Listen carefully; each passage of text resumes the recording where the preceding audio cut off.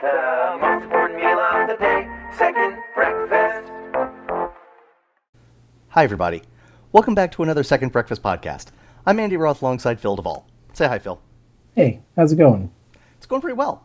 Good. Yeah, Yeah. I'm excited. I'm excited to talk about... I was excited to talk about what we were going to talk about. Genuinely Andy, excited, and now I'm excited to talk about what we're actually going to talk about. So this is, I know we try to direct our conversations towards each other, but I just want to I want to tell the viewers, I want to talk to you, but I'm really talking to other people. That's fine. So the day this movie comes out, we're talking about Mad Max Fury Road, of course. The day Mad Max Fury Road comes out. Now listen, you and I have both been seeing the previews. Yeah. You have been unquestionably more excited about this movie than I have been. That's true. Well, because I think you're a better person. I think you're not. I love saying things you can't argue. You're like, no, I am a better person than him. I'm not in a position to question your judgment. Is all I'll say. That's all I'm gonna say. The thing is, I just have so much skepticism in general about things. Sure. You're a less skeptical person. That is true. And there's this weird part of me that I think resonates with maybe 0.05% of the population or less that is annoyed that Mel Gibson had no part in this movie. I think less than 0.05% of the population of America, and maybe even the Earth, probably less when you get the whole world. That's still a lot of people. That's a lot of people. We're talking 7+ billion. So I'll definitely in the United States of America. Sure. Definitely in the United States of America, which is what I think of as the world. And anyways, my point is, there's times, by the way, when I would accidentally ask like people to come visit me in California, and I'd accidentally say the United States, or I'd say America. I'd be like, you should come to America. I mean California. I'm sorry, and I don't mean it, but I kind of mean it. Wow. So anyways, I know. Well, so anyways, so you call me up the day this movie comes out, and by the way, I was having a horrendously busy and weird and impossible like weekend, and you call me up. Before you say this, you've said you started this by saying we're talking about Mad Max Fury Road, of course, and that's not actually what I think some. Well, I mean, so we're supposed to be talking about the Avengers 2 today. That's right. And we're not, and it's because of this story you're about to. Well, the beginnings of this, or what this story led to. So Andy calls me, gives me this. You leave me this message that there were so few words in the message, but it was like a minute and a half long. It's true. It was like a whole bunch of and then okay, and Phil, you sounded like Jeff Goldblum, I don't even know what, like stroking out. Like it wasn't. It was very interesting. And you slapped on a lunchbox, and you were so concerned with whether or not you could. You hit You never stop to think about That's what you sounded like. That's what you sounded like. Y'all should know that Andy Roth once left me a phone message. You left me a message like it's been almost 10 years now. That's true. At least. Yes. You were in New York and I was in LA, and you left me this phone message on my cellular mobile phone. That's true. And you left me this message about a date that you went on. And I saved this message and remember, this was back in the day when, like, after like 30 days, your voicemail, you'd have to call your voicemail, and your voicemail, we talk about it like it was forever ago, because it feels like you'd have to call your voicemail, and your voicemail would go like, you have 7 messages, and this message is scheduled to be deleted tomorrow unless you want to renew it. And I was like, I want to renew it, but first I will listen to it. And it was this message that you left, and it was just like this message. I won't repeat it for these people because I just can't. But it was a brilliant message, and it was such a good message that when I finally switched carriers and lost that message altogether, I still had the message memorized and could quote the message verbatim to people because it was so good. It was so perfect. The message you left me the other night after seeing Mad Max was like the bizarro version, alternate universe version of that message, where it was twice as long and you said 1/8 of the things. It's true. And I couldn't repeat it if possible because there was too much in it. And there was but I knew what the message was about. It was about Mad Max Fury Road. And Andy, I was kind of annoyed with the message because I wasn't in a really good place, and I was like, I don't need Andy's enthusiasm today. I don't need it. Like, you know, when you and I get on the show, we love each other so much, but like there's a part of when we're not together where I'm just like, I don't need anybody to be as enthusiastic about anything as Andy is about Mad Max. Very rare. So then Andy, I saw screw Andy. That guy. And I was going to see Avengers 2 for the second time. It's called Avengers 2, so I think you're supposed to see it twice. So I was going to go see that for the second time. Called Avengers 2. Don't. Andy, you're supposed to see it Age of Ultron times? It's called Avengers? So I don't listen. Let's not split hairs here, okay? So I checked the message, and then so I end up taking my wife to go see this Road Warrior Mad Max Fury Road movie they had done, and it was really. And I texted you immediately after seeing it, and with words that I can't repeat on this family podcast. That's true. And I was like, and then I said, we need to talk about this movie immediatamente. So a week later, actually, yes, I can confirm all of this. It is. Phil and I have talked, and then second representation. We're going to leave you alone, and Phil and I are just going to talk to each other. It's true. We've actually talked several times just over the phone and via text about how we really liked Avengers: Age of Ultron, and there's a lot to say about it, because I feel sort of like if I shout that from the rooftops, I'm going to get attacked. Oh, it was blah, blah, blah, blah. But like, there's a lot to say about it, and I liked it a lot. And so I was really looking forward to discussing it, and I still am. Yep.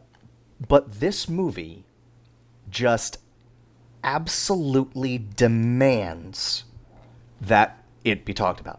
We tried to talk about it a week ago, and our everything fell apart in our worlds. That's so true. we're talking about it now. That's true. But Skype nevertheless, died, my computer died. Yes, everything fell apart. Before to sort of undercut everything like a sorbet palate cleanser, if you will. I want to bring this up. It is totally. Oh, good. It's totally off topic, not germane at all, except that when fanboys go wrong, okay? And you know, you and I are fans of Mad Max through our Project Melway excursions. Yep. And I you're right. You're right when you say that I was more excited for the movie.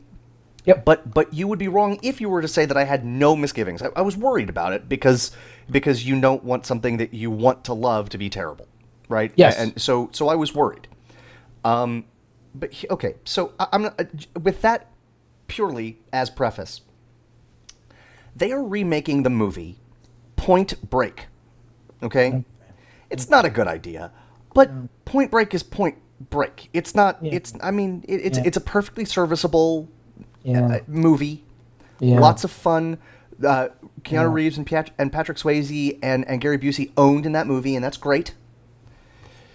The trailer dropped today, and JoBlo.com, one of the movie websites I go to, probably the one I go to more than any other, posted it, and it was like, it doesn't look great. It doesn't look like a remake that justifies its existence. Blah blah blah blah blah blah.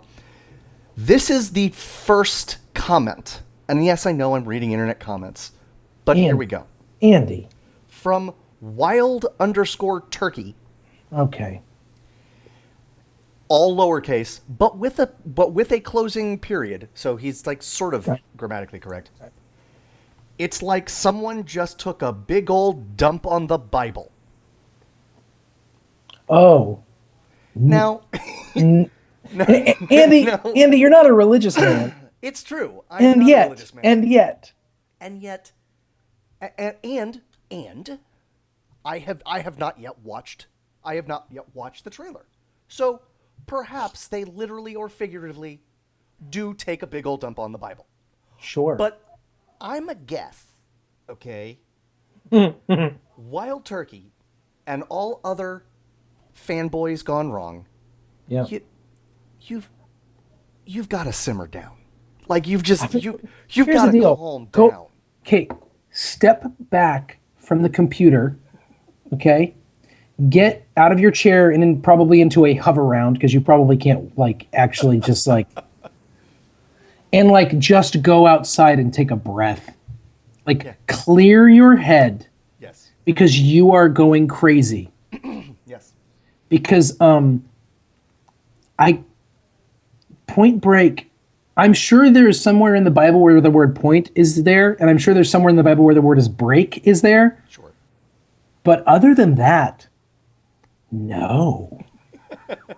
Just no. I don't, Andy, I love you, but stop reading internet comments. I don't, like, it's so, like, it's, of all the things I don't understand about you, it might be the least understandable thing that I don't understand about you. That's fair. It might be the place where I'm just like, there are things that you do, and I'm like, well, but, you know, we're different people. Yeah, we're different people. And then you do that, and I'm like, he's just an idiot. Like, there's like, I can't. You're like the guy who like sticks his face in crap and then stands up and is like, it stinks. Like, it really smells bad. And it's like, yeah. And you're like, no, but it really smells bad, you guys. And it's like, stop putting your nose in it. Like, go, there's other things in the world. Phil, Andy, my only rebuttal, I mean, if you can follow me around this logic bend, I'm going to work on it. Is that you're completely right. Okay. You're just completely right. I can die now. That's all I've ever had anyone ever to say to me. I've been trying for 35 and a half years, and finally someone said the thing I wanted to hear. Congratulations. It took forever. All right. Well, I think this is our last podcast of all time. Okay, I want to talk. Can we talk about Mad Max for a second? We talk Andy, for more than a second. I loved this movie. So I want to ask a question, though. And this is also off topic, but on topic. Okay. No, it is, though. Like, let's settle down for a second. Why? All right, wild turkey. Why do you go to the movies? And I don't just mean why do you watch a movie. I mean, why do you go to a movie theater, sit in a darkened theater and watch a thing? Like, why do you do it? You. You know, I've thought about that because I'd like to be as pretentious as possible when I answer this question. I think that is, we're good. We're good. Right. Not inconsistent with what we've seen. It's true. It's true. No one watching or listening to this podcast What? is wearing their shocked face right now. You know, the purpose of drama, the purpose of theater, right, was in its infancy was catharsis, right? It was an emotional breaking point, right? And in some way, that's what I'm looking for, right? I will rewatch Lord of the Rings 8,000 times. Yep. At home on my big screen TV with my awesome sound system, and I'm going to love every time I watch it. Yep. But when I go to a movie theater, it is a different experience, and that is the experience whether I am seeing something like Lord of the Rings or Mad Max Fury Road or if I am seeing something like Selma, or if I am seeing something like Glengarry Glen Ross.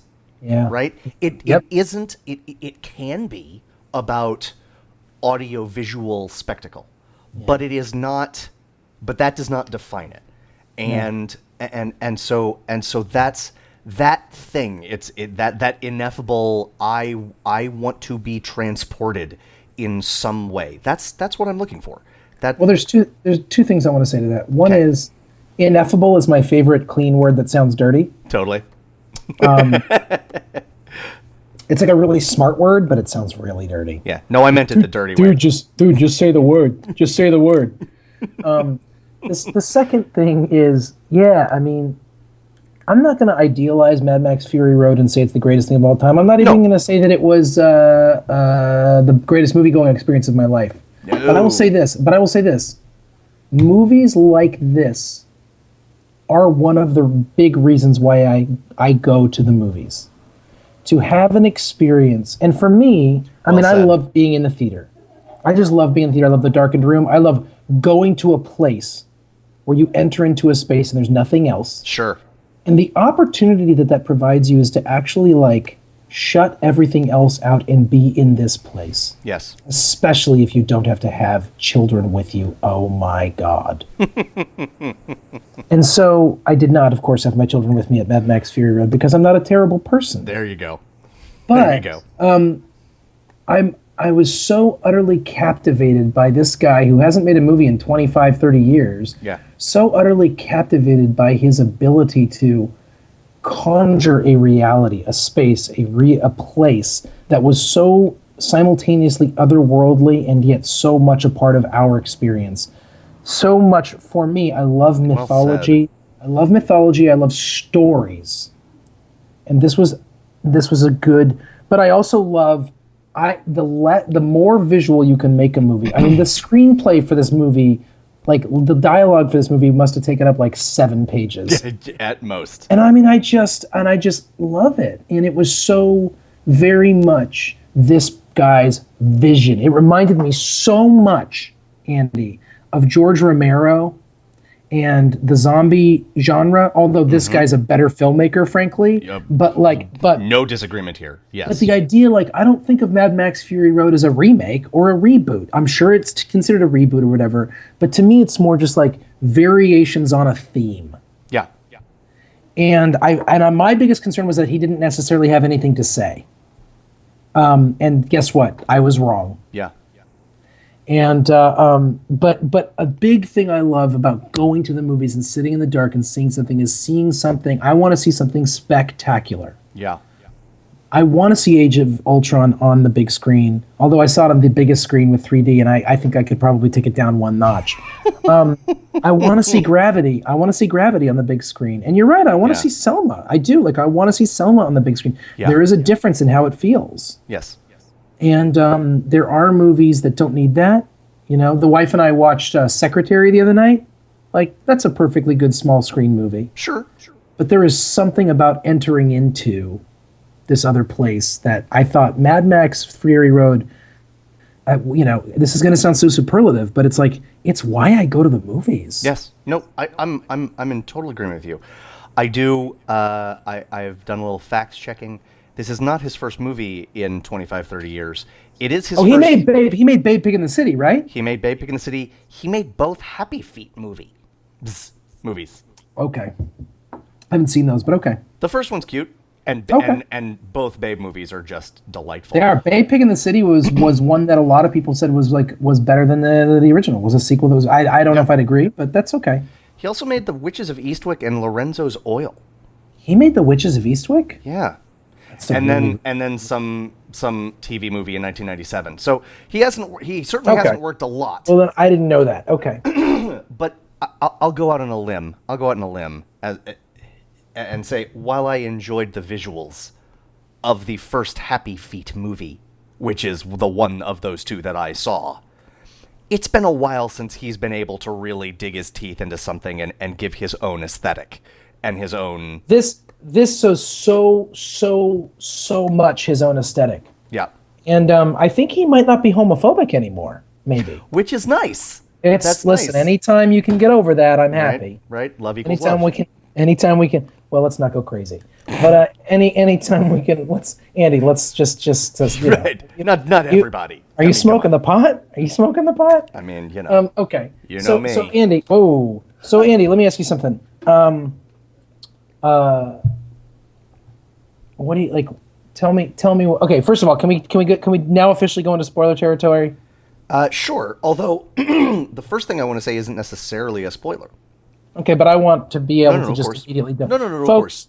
Andy and I, we don't do reviews for movies. We just talk about them. But if you need to suggest that there's a thumb up, thumbs down, get the point that Andy and I are both super excited about this movie. Okay, and love it. And go see it, and then come back and listen to the rest of this. I would also say this: this is not a spoilable movie.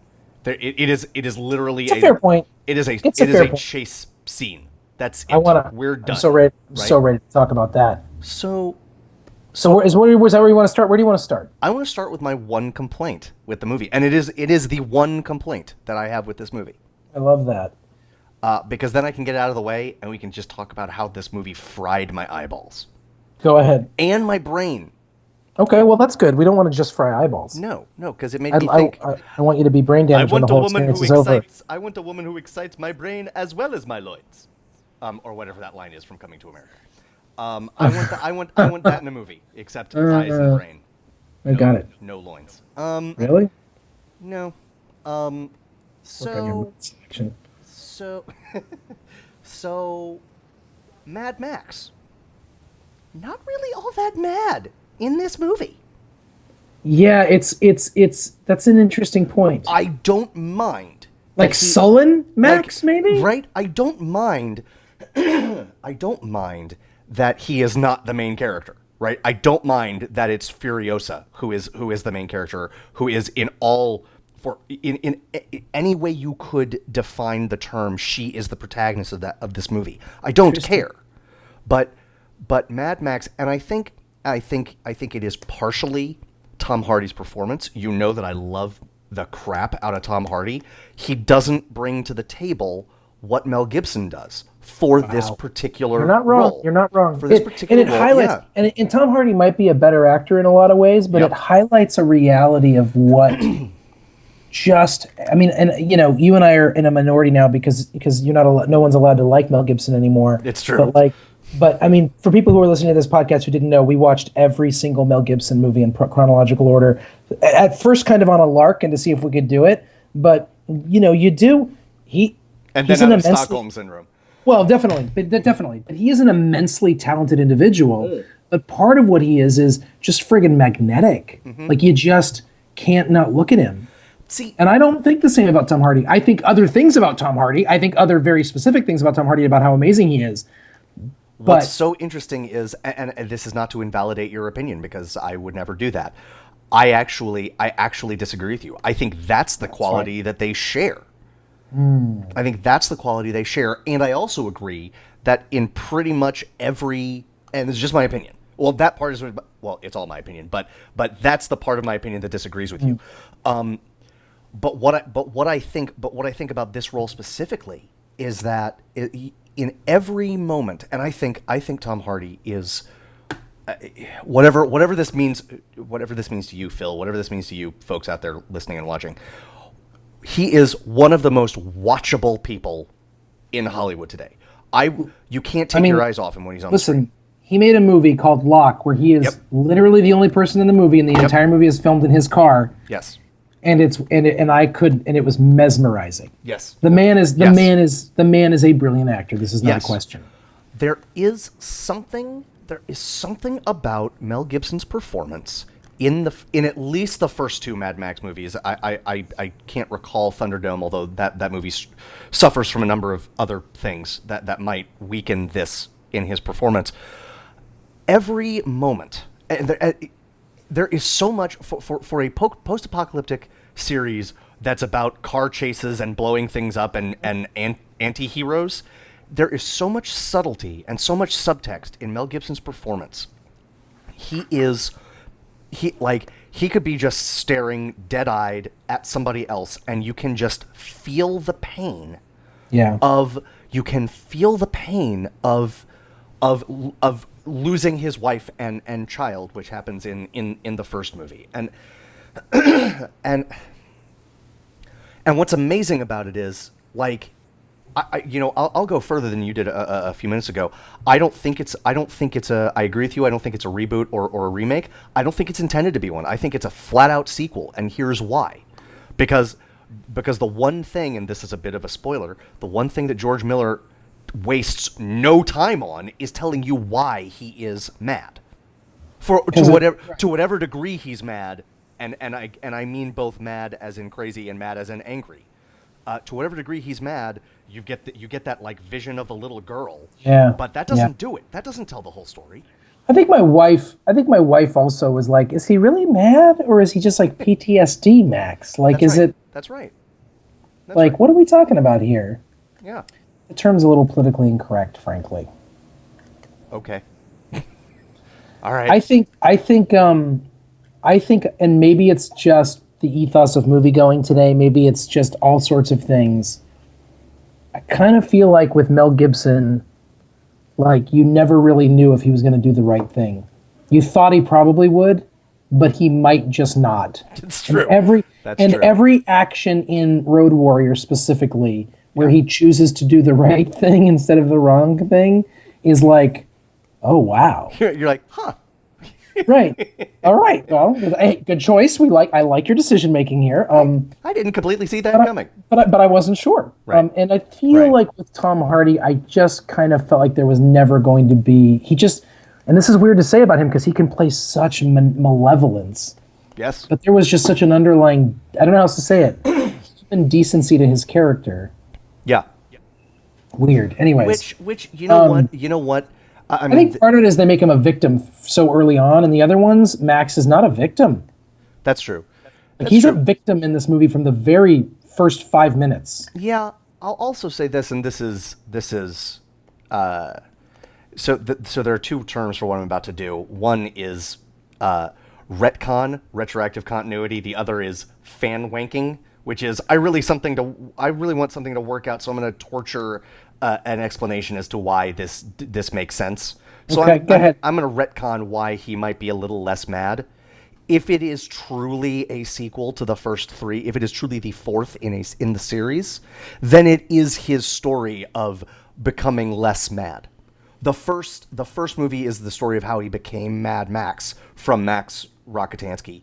And then everything that happens in Road Warrior, everything that happens in Thunderdome, and everything that happens in this is the story of how he learned to love again, to live again, basically, to be in society. So can I rebut? Please do. I don't even believe what I just said. I think Mad Max is the zombie in the zombie movies, which is to say, he is a vehicle for us to actually experience a larger idea that George Miller is trying to put out there. He's trying to put out this idea, this apocalyptic vision that he wants to, the post-apocalyptic vision that he wants to give about the priorities of the world, how ugly they make us, and what will be our salvation or could be our salvation, et cetera, et cetera. Yep. And I almost feel like he doesn't actually. I feel maybe I'm wrong, but I don't feel like George Miller, and this is going to be tricky. I don't feel like he cares about Max.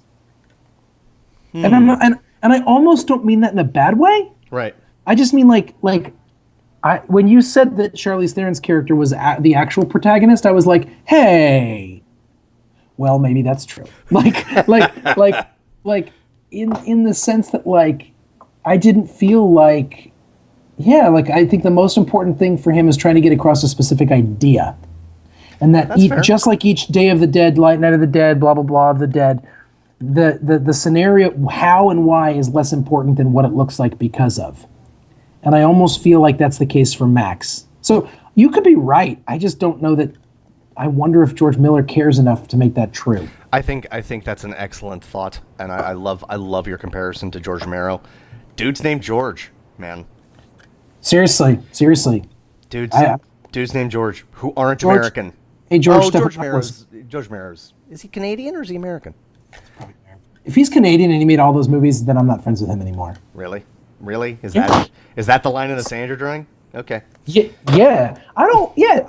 Absolutely. Look, make all the anti-American critiques you want if you're an American. If you're not, shut up. Nice. Go take the plank out of your own country's eye and make a ton of movies about how crappy your country is. Don't be making movies about America unless you're American. If that sounds xenophobic and patriotic and all this other stuff, fine. So be it. I think our country's a total disaster. But you know what? We know it. We don't need you making a movie about it if you're from another country. That's all I'm going to say about that. Hold the phone. He was born in New York City, and I knew he grew up. He can say whatever he wants. I knew he grew up near Pittsburgh because all of his movies until Land of the Dead were shot in Pennsylvania near Pittsburgh. Wow. But then Land of the Dead was in Toronto, and I couldn't remember if he was like shooting in his hometown or if I had read that somewhere. I didn't, clearly. So what are the talking points here on this Fury Road flick for you? There are three. The action, which is stunningly staged and shot. The visuals. It is a visually glorious movie and an action film where you can actually understand the action sequences. Yes. I very much enjoy the Bourne movies, but I don't need to take a Dramamine before seeing Fury Road. the so although you may need to take a friggin' Xanax after. That's true. That's true. A girl I went to high school with she and her husband saw Mad Max Fury Road on date night. She was like, we were so tense at the end of it. It was terrible. And then like on Facebook, people were like, did you like it? She's like, yeah, it was a really good movie, but it wasn't a good date night movie. And I was like, yes. So I want to separate... we had to see it as a date night because otherwise it wasn't going to get seen. No, so. Of course. Also, we don't date anymore. We're married. There's no dating. It's just, can we get rid of the kids and do a thing? So there are three things. And two of them are the two things you just conflated. I want to separate them because I think they're different. The action, without disagreeing with anything you said, the action it's a ballet of violence without being particularly gory. Actually, there's not a lot of blood. Absolutely true. In this Everything movie. you're saying is true. And the visuals, just like the screen pictures. Ready for another pretentious thing? I'm going to say. Please. It's been like 5 minutes. Say something pretentious for God's sake. If that. Yeah, Who is this? Who is this? Who am I talking to? Thank you for not saying 5 seconds. I love you. I love you too.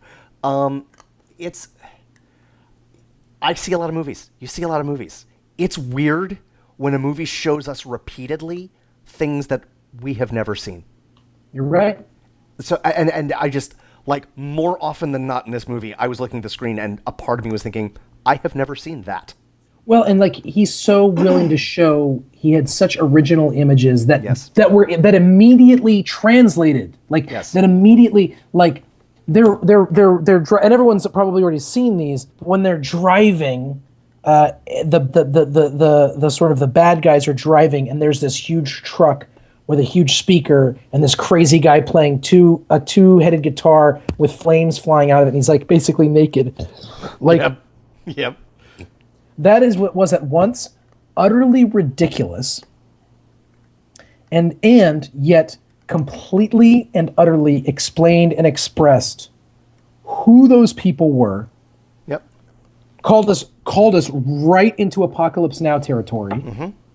Like, made that sort of cultural touchstone for me, and yet and spoke to this sort of idea. This, like, he was really, really pushing on this idea of manhood and what manhood is supposed to be. And then he uses, and then all the bad guys are basically like very visual, specific representations of like a mutilated manhood that is meant to be idealized. Sure. Okay? Like the main guy is basically an old, gross, disgusting dude. So they make him look muscular and they cover up his face and they do whatever they can to make him seem ageless. But he's still just a 90 million year old rum tum tugger. I mean, there's not much you can say. Can I be really gross for a second? It would behoove us both. His like whatever they're called, his soldiers. Yeah. They're not unlike sperm. Like. Oh, interesting. I just realized that as you were saying that. Like they are. Well, I think they're crazy kinetic, moving around. They are all white. They are like bald, and they have short lifespans. Yeah, indeed. And yet they are the life force of that place. And that's interesting. Andy. See what I did there? So here's the deal, right? Because the movie is really, I think George Miller's a very sexualized filmmaker. I mean, I agree. I think he's, and by the way, I think the biggest crime in this movie might be being fat, but that's a whole other story. I think it's interesting. You were allowed to be, you were allowed to be all sorts of things. Just for the love of God, don't be fat. I mean, that would be that. There is. You asked for my talking points, and there's a third one. And okay, sorry. Go ahead. No. That's fine. This is the most feminist action movie that has ever been made by anyone. I can't think. More than any action movie, more than La Femme Nikita, more than Leon the Professional. More than more than any of the Alien movies, more than Alien. Yes. For Aliens. Okay. Yes. Yeah, and I'll say why, or why I think that, because Ripley's gender, and okay, it depends. It depends on how far you go with feminism. I am a feminist because I am, but I'm not. But I don't feel it's my place to define feminism for anyone else. Okay, Sure. So what I'll say is this: in the Alien movies, while Sigourney Weaver is wonderful, and no one else could play that part but her, and it's important because the Alien movies, like the Alien. I mean, there's Sure. a very sexualized part of the Alien movies with the eggs and the hatching from people's chests and all that stuff. Ripley could have been a guy, he could have been, right? Interesting. There, I'll go on. On some level, it would not have been the same. It would not have been as good. And I'm not saying the Alien movies are not feminist. I'm not, but The way this story was told needed women to be women. Yes, it needed women to be women. It needed women to. There's never a moment, Alien 3, David Fincher did what he could. She spends that movie playing down her sexuality, right? Like, she shaves her head, she falls in line with the other prisoners, all of that stuff, right? Sure. There is never a moment in this movie where Charlize Theron is anything other. She has a shaved head too. There's never any moment where she is not moved by the fact that she is a woman. This is an interesting idea. So you're not wrong. Everything you're saying is right. That is where she gets her strength. Sure, and the point of the movie really is that the point of the movie is the power of the feminine reality and how that can push us into the next generation of life, and how the saving grace of this, the saving grace of man may be woman. Yes, and that men have a place in it. It's not that men don't, but that the rampant masculinization of culture and this idealization of masculinity and an idealization of what femininity is. I mean, what I would say that, so I don't, people are like, well, everybody's a feminist if you believe this. I don't agree. I think that there's well, if you believe women are equal to men, then you're a feminist. And I'm just kind of like, well, the problem is we know there are way more expressions and understandings of feminism than that. It's more nuanced than that. And I guess it doesn't matter by what definition you call a movie feminist. This is one of them. Yeah. But I want to say I didn't feel, and I haven't read any interviews with the guy, I didn't feel like this movie set out to be a feminist action picture. I feel, now I haven't read a thing. No, sure. So I feel from watching it only, I feel like it set out to critique the masculinization, the over idealized masculinization of culture, and how the worship of greed, power, power, and violence, and the objectification of women, and it turns it on its head and says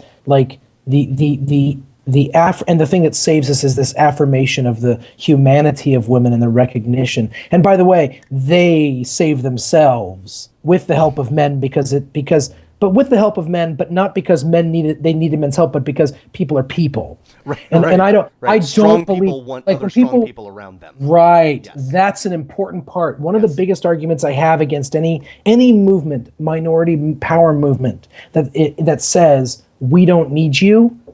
My response is, but yeah, you do.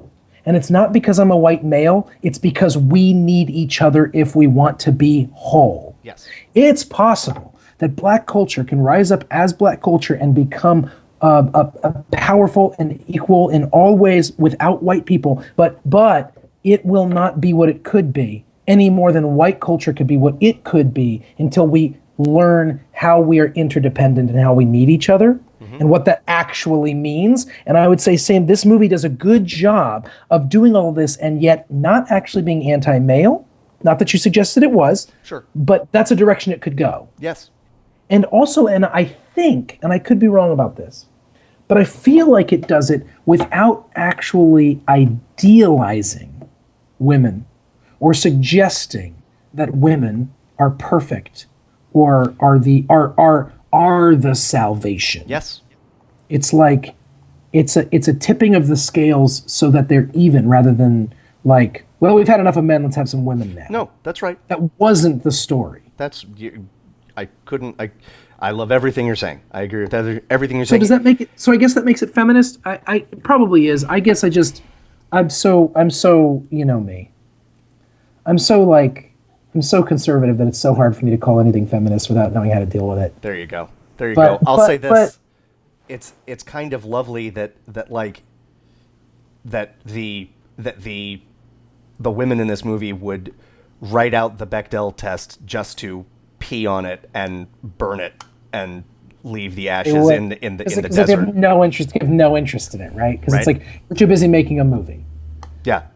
That's another thing is I feel like the feminine mystique of this movie, like it's so funny because that term is so 50s. It's meant to be like, oh, like how is she always having it all together and the meal is so well cooked. Like this for me radically redefines the feminine mystique in a way that I completely and utterly appreciate.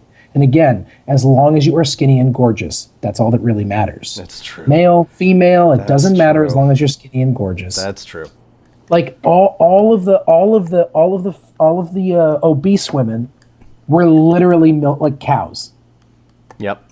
Their function was to be the milkers. Yes. It was an interesting dynamic. I mean, the last group of people that you will always get to make fun of is fat people. That's true.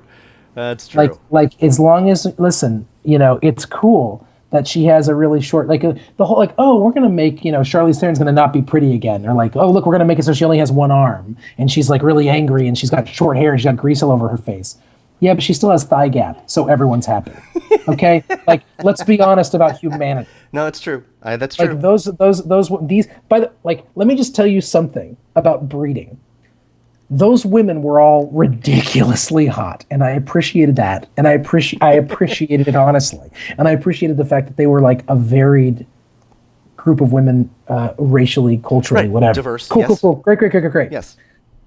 Those are the country's best breeders, meaning that they're like, that means not just that he wants to have sex with them, but that they actually are fertile as the plains. Right. And they're all that skinny. There has to be at least one big boned girl if you want to talk about fertile. Like you need to have a girl with some thighs. You need to have a girl with some hips. I'm just talking honest. Like that doesn't just have one. Like really like the humunga cowabunga from Down Under or whatever the bad guy's name was. Like he couldn't just have like one big boned girl that just was the one who got it done and had the most babies. I just don't buy it. Is that too much? I'm just curious. It was my one complaint. I have two complaints. That was one of them. No, I mean it makes sense. It's weird. It's weird that it's weird. Andy, you and I have spoken openly in the past on this show and in our private lives about both of us struggling with our weights on and off, but basically throughout our lives. Mm-hmm. And the funny thing is, it's still the final frontier. Like it's still a huge crime to be fat in Hollywood or in movie making. Yeah. If you're fat, then people can be like, the fat one. So it's very interesting to me. Sure. But I get it. It's fine. My other complaint about this movie, and it's a minor complaint again, right? So on one hand, this movie was the closest cinematic ancestor to this film is Apocalypto, and not even by a little bit, even by a lot, by very close, because they're both just one extended chase scene. Yeah. And my only complaint, and I loved it, and it was so well executed, it was so well done, and the guy told a story in one chase scene. The only thing I would say is that, and you might be like, Phil, that's not really something to complain about, is there really wasn't a lot of, there wasn't downtime. There wasn't a breathing moment, or I think I almost felt like the movie had no beats. I disagree. Okay. I get why you're saying that. What I think is happening is that it's so seamless that you didn't notice them. Wow. And I'll offer another very similar movie as an analog. Say it with me because I know you're thinking the same one. Birdman. Okay, so let me explain. Oh, yeah, okay. No, because So- Birdman's like ever flowing. Yeah, That's right. that's It's fine. ever flowing. There are no visible cuts in the entire movie, and I say this. I almost say this with jealousy. My girlfriend, when we saw the movie, she didn't see the end because it was so intense that she had to leave. She was like, I can't be in this Right. theater. And Right. when I say what I mean when I say this almost with jealousy is I am an extremely emotional person in movies, and I've never gotten there. I've never gotten there. I definitely needed it. I definitely, when it ended, I was like, oh my God, thank God. Oh yes, Birdman. Yes. Oh, And- no, I'm sorry. I meant this movie, but okay. No, fair enough. This too. But there are cuts in Birdman, and there are breathing moments in this, but they are so seamlessly interwoven, and I think on purpose, that it doesn't feel like it. Of course, there are moments. There are moments where even the moment. For example, so the main one I would say is when they reach the many mothers or whatever the. Yeah, but you can't skip that. What do you You mean? got to go to the bathroom at some point. I was very pleased. I didn't have to go to the bathroom in this movie. I was very proud of myself. The other, but so where you were allowed to breathe were moments Right. like, and this is crazy, but I honestly believe this, where she uses Max as her tripod for her rifle, because they've just had this fight where they are like Awesome. beating the crap out of each other, and then it's and then you see the bad guys on the horizon. They're just Yep. getting closer, Yep. and so what you're able to do is the okay, and so what you're missing is the Yeah. right. Yes. And And- that's okay. I mean, like Apocalypto does that too. Right. All it means is there's only so many times I can see it. For me. Sure. Like nonstop. I mean, if it's on TV, I'll watch it any old time. Right. By the way, when that movie comes out on HBO, I'm gonna watch that. Oh yeah.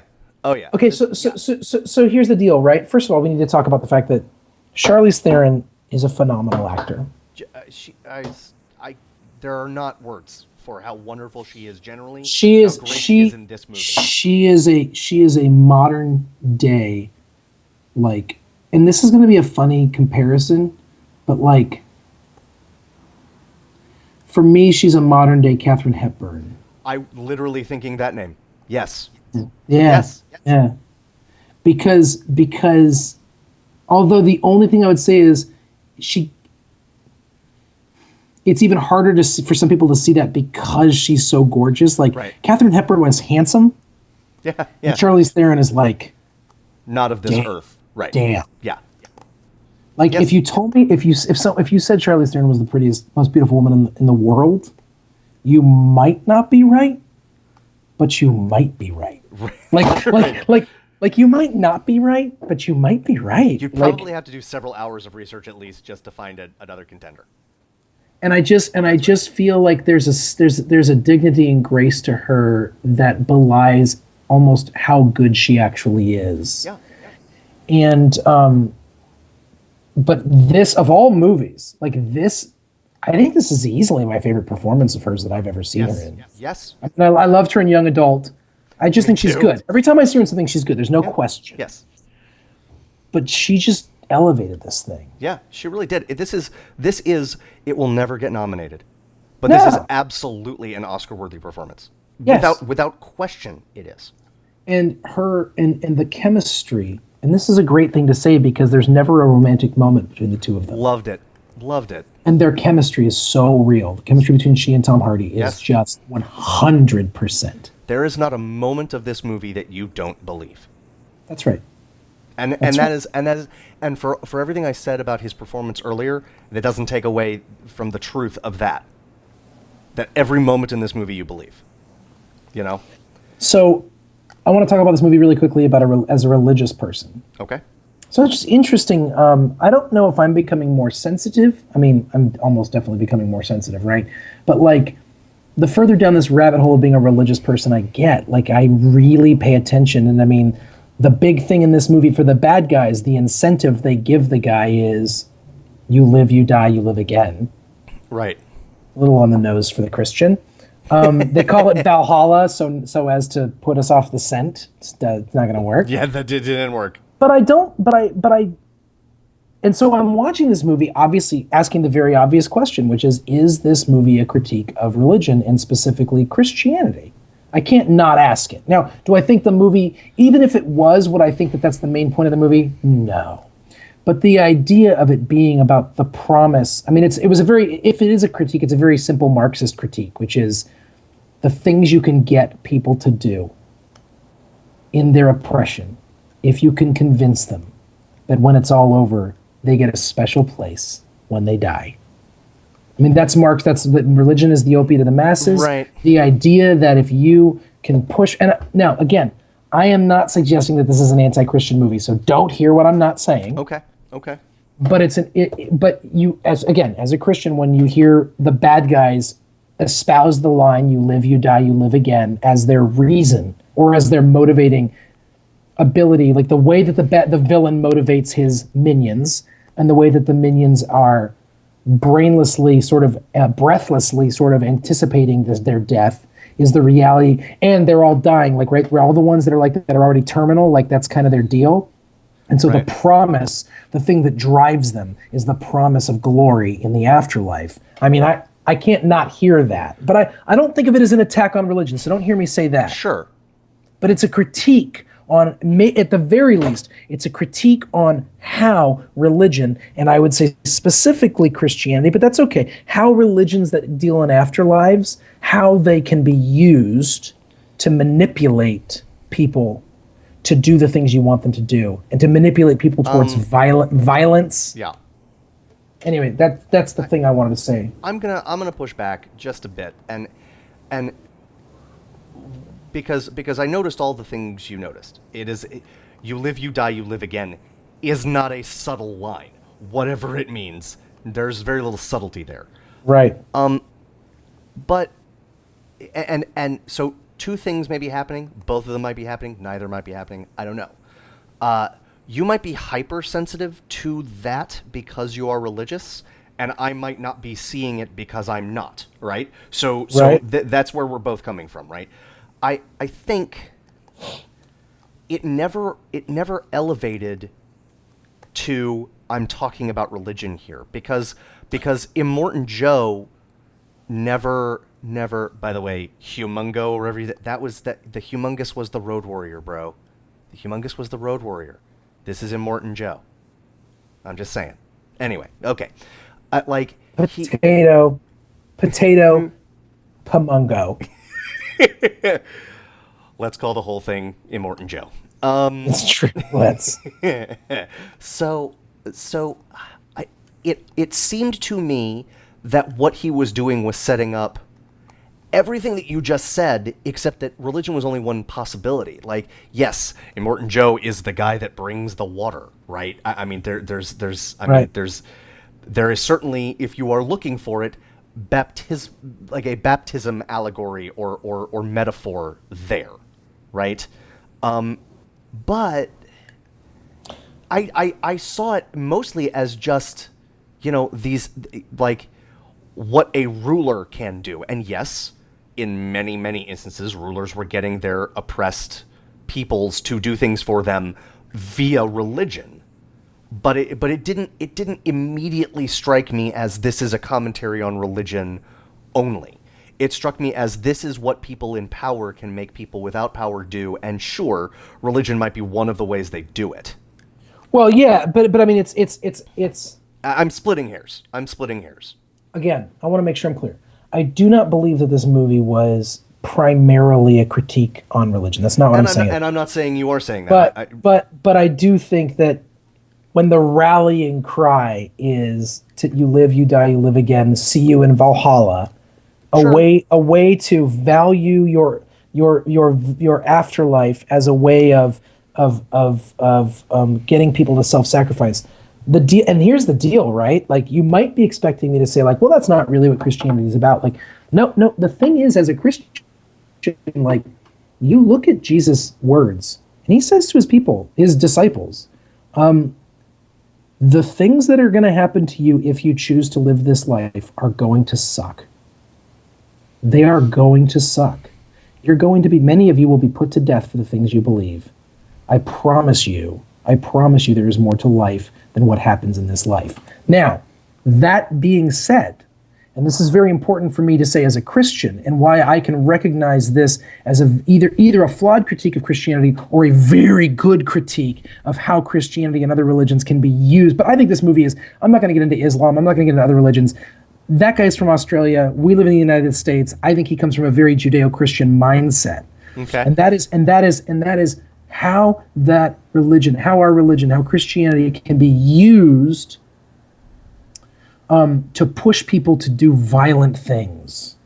How it can be how the promise of glory in the afterlife can be used to incentivize you into self-immolating violence. Right, like destroying yourself, kamikaze thing type of stuff, right? To destroy yourself for the sake of the glory of something else. And but what I love about that is a good critique for Christians to see, and here's why I'm saying that. Okay, it's that real Christianity does not allow for Christians to be violent against people, and so the violence that we visit upon people in the world cannot be justified in Jesus' name. Now, it could be justified in all sorts of other ways, and we can sort of say it's the lesser of two evils. And there are plenty of Christians like Augustine, way back since Augustine, who have like talked about the concept of just war and the idea of like, listen, we live in a fallen world, and like it might be wrong to kill Hitler, like to shoot him in the face, but the question is it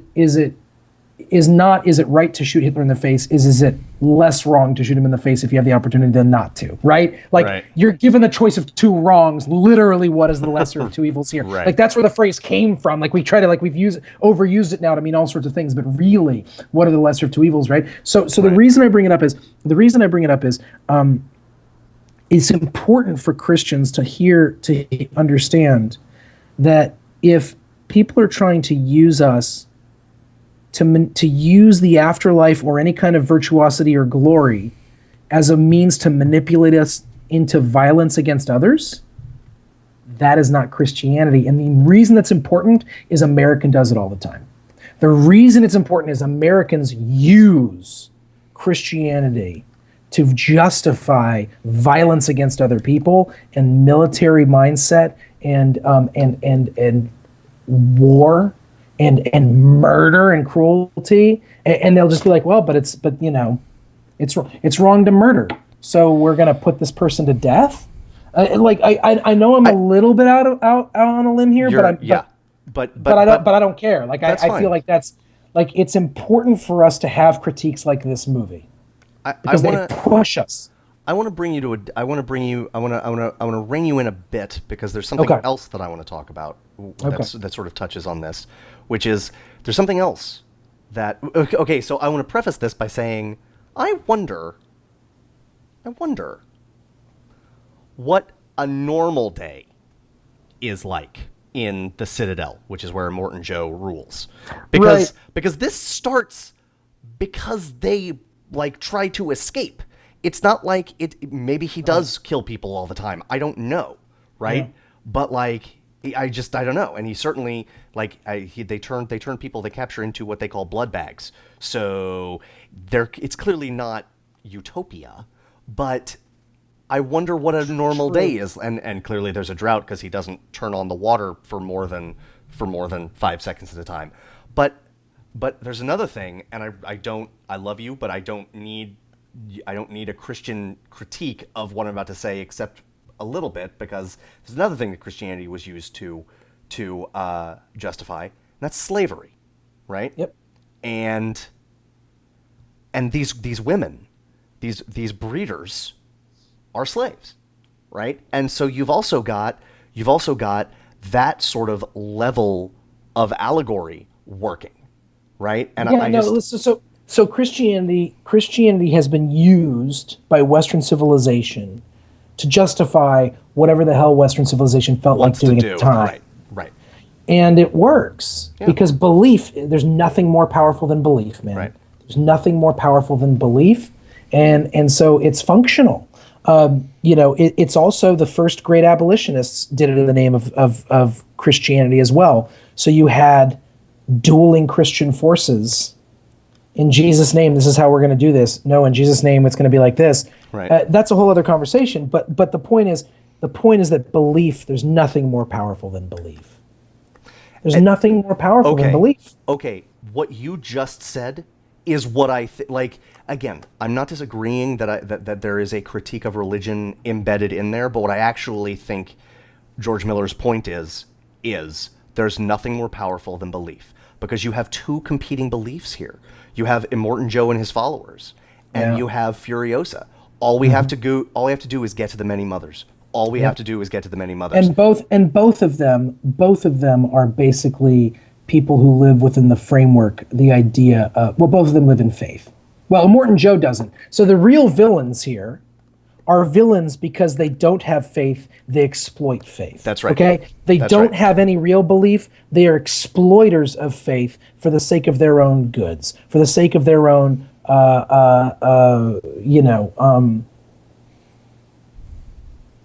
what do you call that? Stockpiling of their own wealth. Yep. Right? They exploit the belief in the feelings of others and the feels of others, and offer safety while stockpiling their own goods, their own abilities, their own everything. And so you have this gluttonous picture of him and the brothers. Right, but don't be fat. But don't be fat. Right. Unless you're a woman and you're just completely desexualized. We just want your udders. That's what they. That's literally what they did in that movie. But anyways. So, but aside from that, So I think that's like the funny thing about it is it may be a critique of how people manipulate religion, but it is not a critique of belief, and it is not a critique of faith, in the truest sense of the word faith, which is trust, which can also be seen just honestly in desperation. Faith does not mean a lack of desperation. When you read stories and scriptures and stuff, like, you see faith, Andy, and faith is not about like this sort of like really strong like belief in something. Sometimes faith is just desperation. But in your desperation, do you in your desperation reach out to try to bring good or to achieve some sort of good and hope and salvation? Or in your desperation, do you reach out in violence and lash out and try to take control for the sake of yourself? And Immortan Joe is just as desperate as anybody else. Yeah. Okay? Yeah. So really, in that sense, it's a movie that critiques the manipulation, that how religion and other things can be used to manipulate. Listen. The whole thing makes me want to see the movie again. It's very grotesque, this movie. Yes, and in the truest sense of that word. Yes. That it's not word has gory. come, it's not gory. It's not gory. It's not gross. Nope, it's grotesque. Yes. It's a fascinating apocalyptic grotesque of that is essentially about hope and the beauty of connection, and actually about women and how friggin' awesome. The beauty of hope. I mean, let's be honest. That's what all of, except for the first one, that's what the second, third, and fourth Mad Max movies are all about, right? I mean, it's the feral kid at the end of the Road Warrior, both saying, in the fullness of time, I grew up to be the leader of the great northern tribe, but as he's looking back to the Road Warrior, to the man that saved them, and then was never heard from again. Thunderdome, it's these kids who live in a surprisingly well-appointed cavern, but don't have a way to improve themselves, and yet they tell stories to elevate themselves out of where they are, and in the end they get to go there, right? And in this one, I mean, I just could not want to explore this metaphor less, but they find that, their home and salvation is right where they left it. we didn't even get into that, and I would love. I mean, that is we don't need to explore it, but it's interesting. It's full. Yeah. It's pregnant. Well, no, but I want to say one thing about it real quick, and then we can stop. Right, just one real quick thing, which is this: if the whole idea, the whole movie is for those people who are suffering slaves, Valhalla, the other place after you die, and the other group is once we just get to this place in the north with my people, then we'll be okay. And the reality is, he goes, no, your only hope is to go back to that place. The only hope we actually have is to go back to the reality that we know. Right. And to do the work there right. to save ourselves right. within the reality that exists now. That is the true hope of salvation. That's right. 150 days from now, it's still flat sand and awful. Right. But we actually know of a place. We actually know of a place where life exists. Right. So you can live in tomorrow, you can live in yesterday, you can live in a memory or a dream or an idea of after you die. What we know for a fact is right now, and we have power right now to make it work. Which is, again, a recurring theme in all of the Mad Max movies. Wow. Right? Well, I'm a fan of the recurring themes. I'm a fan of movies having recurring themes. Like I'm a fan of a guy making the same movie over and over again. Me too. I'm a little sad that Mel Gibson isn't in it. I'm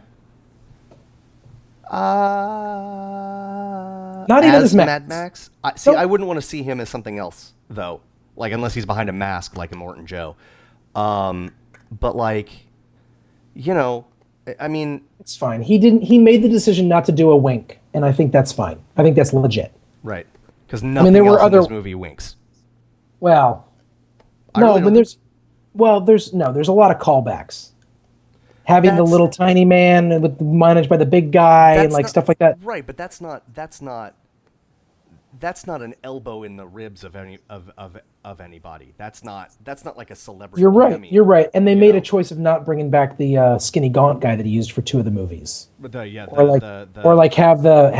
my wife was waiting for the feral kid to show up. Right.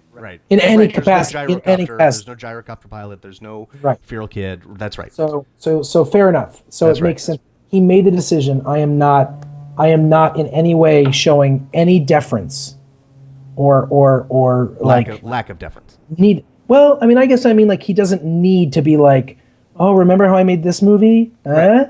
There's no fan service. That's I felt zero fan service, and I think that's actually refreshing.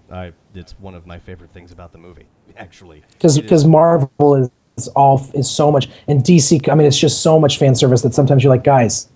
Yeah. Guys. I have to keep saying guys because there's no women who made that movie. It would be great if they got a woman to make a movie, but I'm living on a dreamland. Just wait for Wonder Woman and Captain Marvel. Those are both female superheroes, so they're going to get a woman to direct the movies.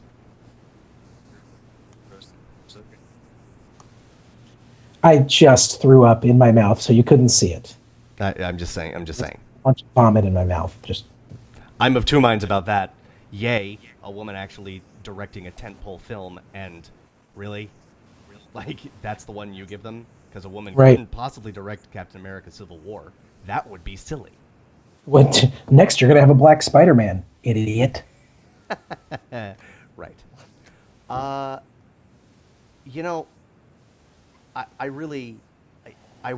want to have 5 minutes where I just reenact that voicemail, because the thing that I don't think we got across is just how mind-blowing this movie is. Yes, there are things that we said, there are things we've never seen before, but they come fast and furious. This movie is a shot of adrenaline, and I mean that in the best way. It is an exhilarating, character-driven, visionary, thoughtful action 2-hour movie. chase scene. 2-hour chase scene. 2-hour chase scene. Yes. Good. Yes. It is. It is a towering achievement. It really is. It is. I think you might be right. I mean, the only movie that approaches it in terms of, is this the best movie that I've seen this year? The only movie that approaches it is Ex Machina. Which is towering in its own way. Very special. Yes. Very special movie. That Ex Machina is maybe the most disturbing movie I've seen in years. Oh yes, it's another show. That's another show. Can we please stop trying to make artificial intelligence? Right. Literally nothing good is going to come of it. You remember that time that we invented artificial intelligence and everything was fine? No, you don't. Zero times. The best thing that I keep seeing come from it is the possibility. I think really we just want to be able to have like inconsequential sex with something that looks like a human. I think that might be the closest. But that's not even that's I can't think but that you don't want artificial intelligence. That's true. Andy, stop trying to make artificial intelligence, Andy. Phil, I just can't. Andy, I have to stop, Andy. Shh. This is why the world falls. The Ex Machina, fast forward 50 years, Mad Max. You'll have zero. Everybody's looking for the zombies. While meanwhile, we're just plugging ahead with our technology, like putting everything that ever happened to us into the ether and wondering how we're losing our privacy. That's right. So it's Ex Machina, yada yada yada, the Terminator movies, yada yada yada, Mad Max. That's if this were a cinematic universe, that's the continuity. Right. I have some theological issues with that, but on a personal level, that might be the most realistic description of how I think this world is going. If you can sprinkle in idiocracy in there, I think we pretty much fair enough. Call it, which is the near future.